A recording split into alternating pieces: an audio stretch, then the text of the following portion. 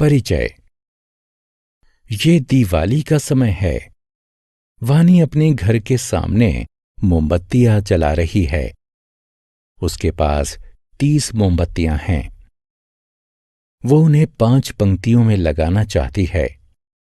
वो जानना चाहती है कि एक पंक्ति में कितनी मोमबत्तियां लगानी चाहिए।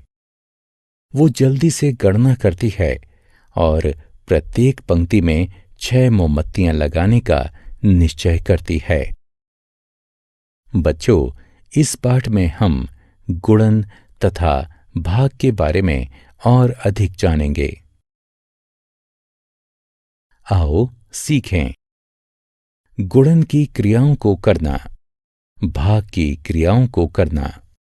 गुणन, जोड़ को दोहराना गुणन होता है। उदाहरण के लिए 5 कुर्सियों के पैरों की कुल संख्या पता करने के लिए हम 4 को 5 बार जोड़ेंगे, क्योंकि प्रत्येक कुर्सी में 4 पैर होते हैं।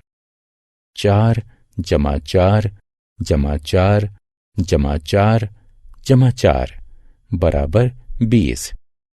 अन्य शब्दों में, संख्या 4 में संख्या 5 का गुणन करने पर 20 प्राप्त होता है। हम इसे इस प्रकार भी लिख सकते हैं कि 5 गुणा 4 बराबर 20। गुणन के लिए ये चिन्ह लगाते हैं। पहली संख्या 5 गुणक कहलाती है। दूसरी संख्या 4 गुण्य कहलाती है और गुणन का परिणाम गुणनफल कहलाता है। गुणन के गुण। आओ अब हम गुणन के कुछ गुणों के बारे में जानते हैं। इन बिंदुओं को देखें। ये 3 पंक्तियों में हैं। प्रत्येक पंक्ति में 5 बिंदु हैं। हम बिंदुओं की कुल संख्या कैसे पता लगा सकते हैं? जी हां, हम 5 को 3 बार जोड़ते हैं। दूसरे शब्दों में, हम 5 गुणा 3 का आकलन करते हैं। हम इसे ऐसे लिख सकते हैं, 3 गुणे 5 जो कि 15 होता है। आओ हम 15 बिंदुओं के विभिन्न विन्यासों को देखते हैं। सभी बिंदुओं को 15 बिंदुओं की एक पंक्ति में लगाया जा सकता है। 1 गुणा 15 बराबर 15। प्रत्येक बिंदु को एक बिंदु की 15 पंक्तियों में लगाया जा सकता है। 15 गुणा 1 बराबर 15। प्रत्येक बिंदु को 3 बिंदुओं की 5 पंक्तियों में लगाया जा सकता है। 5 गुणा 3 बराबर 15। 1 गुणा 15 बराबर 15 होता है। 15 गुणा 1 बराबर 15 होता है। 5 गुणा 3 15 होता है और 3 गुणा 5 भी 15 होता है। 2 की गुणन सारणी। जब हम गुणन के तथ्यों का स्मरण करते हैं, तब गुणन करना आसान हो जाता है।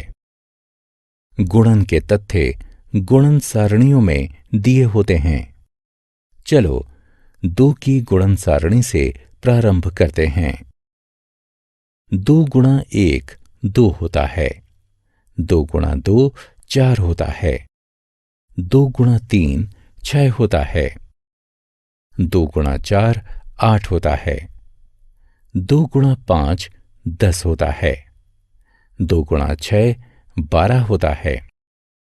2 गुणा 7 14 होता है। 2 गुणा 8 16 होता है। 2 गुणा 9 18 होता है। 2 गुणा 10 20 होता है। 3 से 10 तक की गुणन सारणी। आओ अब हम 3 से 10 तक की संख्याओं की गुणन सारणी को जानते हैं।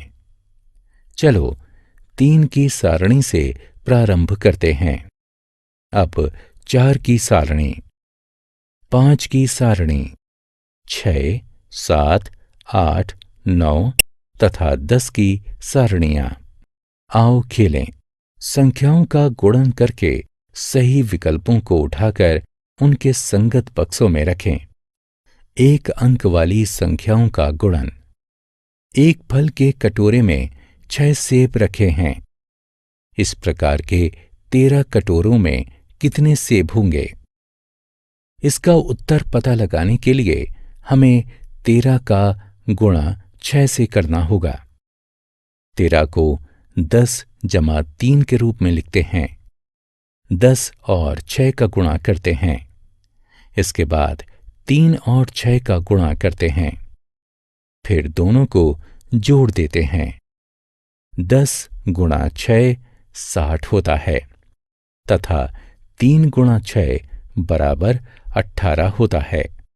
अब 60 और 18 का जोड़ करने पर 78 प्राप्त होगा। अतः 13 कटोरों में 78 फल रखे होंगे। उदाहरण, 75 का 6 से गुणा करते हैं। संख्याओं को एक दूसरे के नीचे रखते हैं।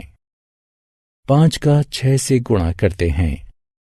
5 गुणा 6 30 होता है। 6 के नीचे 0 तथा 7 के ऊपर 3 रखते हैं। अब 7 का 6 से गुणा करते हैं। 7 गुणा 6 42 होता है। 42 और 3 को जोड़ते हैं।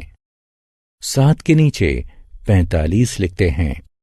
उत्तर 450 होता है। भाग के गुण। भाग गुणा का ठीक उल्टा होता है। ये घटाने की प्रक्रिया को दोहराना होता है। आओ अब हम भाग के बारे में और जानते हैं। इस चित्र को देखें। बगीचे में 24 गमले हैं। अगर माली बगीचे में रखे गमलों को 4 पंक्तियों में लगाता है तो बताइए प्रत्येक पंक्ति में कुल कितने गमले होंगे? आइए हम चरणबद्ध तरीके से इसे देखते हैं। प्रत्येक पंक्ति में 6 गमले होंगे। आइए देखें कैसे। माली पहली पंक्ति में 6 गमले लगाता है। अब उसके पास 18 गमले बचते हैं। वो दूसरी पंक्ति में 6 गमले लगाता है। अब उसके पास 12 गमले बचते हैं। वो तीसरी पंक्ति में 6 गमले लगाता है। अब उसके पास 6 गमले बचते हैं। वो चौथी पंक्ति में भी 6 गमले लगाता है। अब उसके पास कोई भी गमला नहीं बचता है। अन्य शब्दों में 24 घटा 6 घटा 6 घटा 6 घटा 6 बराबर 0 होगा। माली ने 24 गमलों को 4 पंक्तियों में बांटा है, जिससे प्रत्येक पंक्ति में 6 गमले रखे हैं। हम इस स्थिति को ऐसे लिख सकते हैं। 24 को 4 से भाग देने पर 6 प्राप्त होता है। ये भाग का चिन्ह है। संख्या 24 भाज्य है, 4 भाजक है तथा 6 भागफल है। उदाहरण, 18 लड़कियों को एक बस में बैठाना है। एक सीट पर 2 लड़कियां बैठ सकती हैं। तो बताइए कि बस में कम से कम कितनी सीटें होनी चाहिए। चलिए देखते हैं। सबसे पहले तो लड़कियों को 2 के समूहों में बांटते हैं। कुल 9 समूह बनते हैं। इसलिए बस में कम से कम 9 सीटें होनी चाहिए। हम उपयुक्त समस्या को इस प्रकार से भी लिख सकते हैं। 18 भाग 2 बराबर 9। आओ खेलें। संख्याओं का भाग करके सही विकल्पों को उठाकर उनके संगत बक्सों में रखें।